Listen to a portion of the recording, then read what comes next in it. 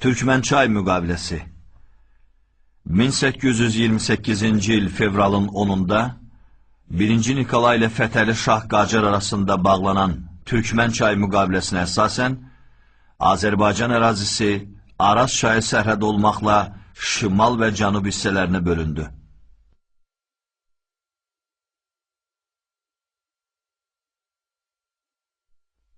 Ermənilərin Şimali Azərbaycana köçürülməsi 1828-ci ildə imzalanmış Türkmençay müqaviləsindən sonra demoqrafik vəziyyəti dəyişdirmək məqsədi ilə Şimali Azərbaycana Osmanlı dövləti və indiki İran ərazisindən kütləvi şəkildə ermənilər köçürülməyə başlandı. Eyni zamanda Rus işğalını qəbul etməyən yerli türklərin müəyyən hissəsi Osmanlı dövlətinə, indiki İran ərazisinə və Şimali Azərbaycanın mərkəzi hissəsinə köçdülər.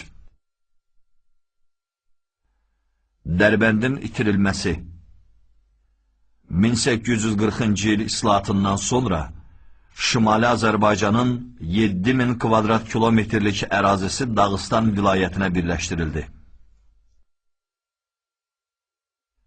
İrəvanın itirilməsi və Ermənistanın yaranması Tiflisdə qərarlaşan Azərbaycan hökuməti yeni yaranmış Ermənistan Respublikasına 9000 kvadrat kilometrlik ərazisini güzəştə getməyə məcbur edildi.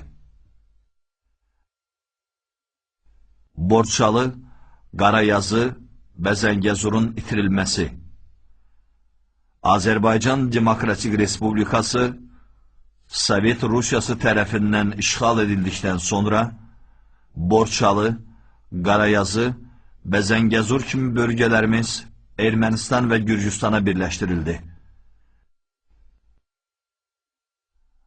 Azərbaycan türklərinin Ermənistandan köçürülməsi Sovet hakimiyyəti dövründə təkcə Ermənistan ərazisindən təxminən 400 minədək Azərbaycan türkü öz yurdlarından Azərbaycan Sovet Sosialist Respublikası ərazisinə zorla köçürülmüşdür.